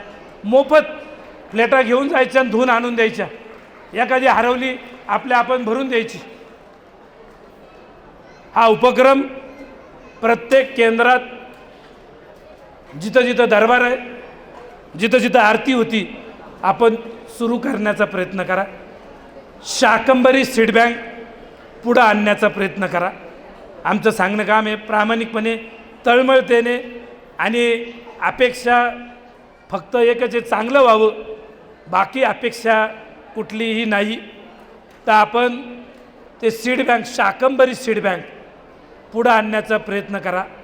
आपल्या जिल्ह्यात, आपल्या साप्ताहिक दैनिक केंद्रामध्ये त्या आपण जे वेगवेगळ्या, आता आंब्याचा सीझन चालू आहे, त्या कोई सगळ्या एका बाजूला स्वच्छ करून वाळून एका बाजूला तुम्ही आपल्या सीड बँकेत जमा करा. वेगवेगळ्या प्रकारचं आंब्याचं सीझन संपलं की लगेच जांभळंसुद्धा आता बाजारात चालू झालेले, जांभळीच्या बिया, अशा वेगवेगळ्या वन औषधीपासून सगळ्या बियाणं सीड बँकेत जमा करू, त्याच्या वेगवेगळ्या वनस्पती तयार करू. शेतकऱ्यांच्या बांधावर आपण त्या सगळ्या वनस्पती लावून आपल्याला ते पुण्य भेटेल. आपण खाल्लेला आंबा, आपण जतन केलेली कोय, आपण वाढवलेलं झाड, आणि आपणच ज्या वेळेस लावू, पुण्य किती मोठं राहील विचार करा. तुमच्या 33 अनारशापेक्षा जास्त पुण्य राहणार आहे. त्याच्यामुळं सर्व सेवेकऱ्यांना विनंती आहे की seed bank, Shakambhari seed bank आणि मातोश्री शकुंतलाताई प्लेट बँक आपण सुरू करायचे असेल, तुम्हाला त्याचं मार्गदर्शन इथं आपले पर्यावरणातले प्रतिनिधी देतील. आपल्या जिल्ह्यात, आपल्या केंद्रात पर्यावरणाची संदर्भात माहिती घ्यायची असेल, कार्यशाळा, स्वयंरोजगाराची माहिती, तर आपल्या काही केंद्र मिळून तर तुम्ही त्याच्यावर संपूर्ण मार्गदर्शन, प्रशिक्षण आगामी या कालावधीमध्ये आपण निश्चित घेण्याचा प्रयत्न करू.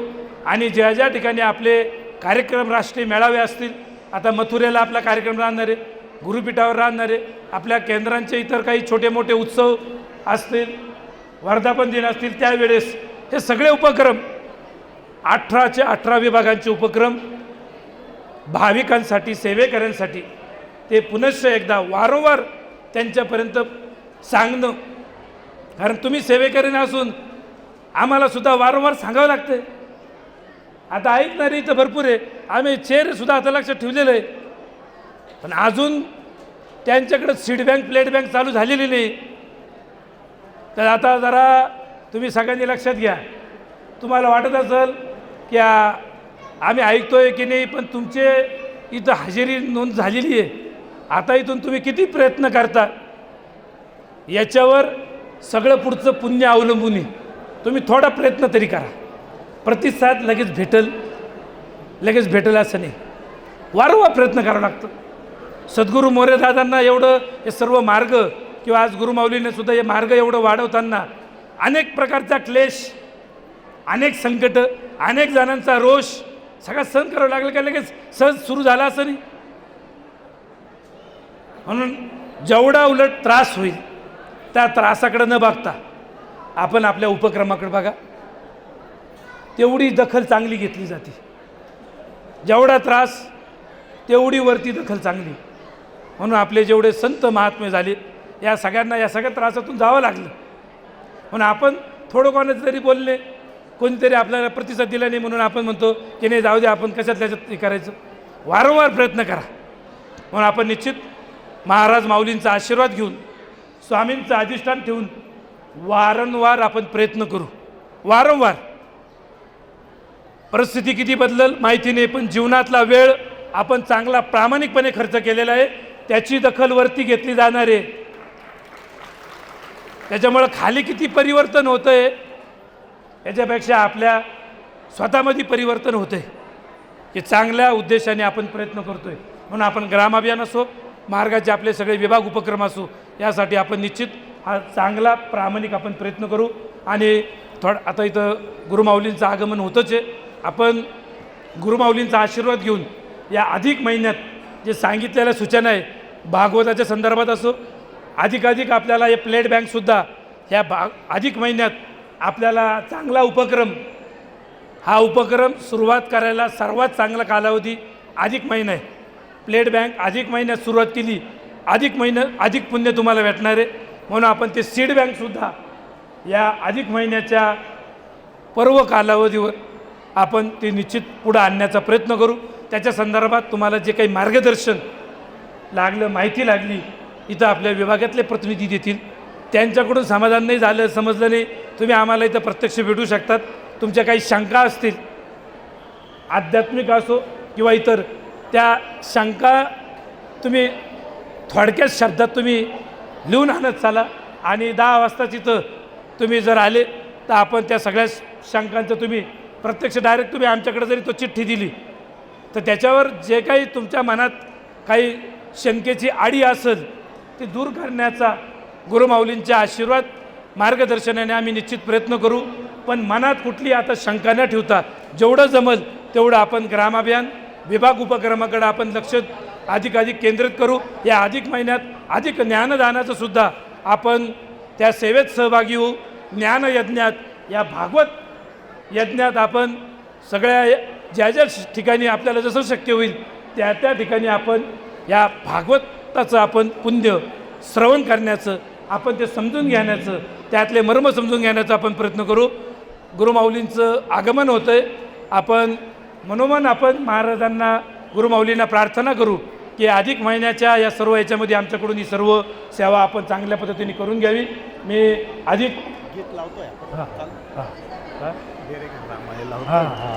मला वाटलं काय तुमचं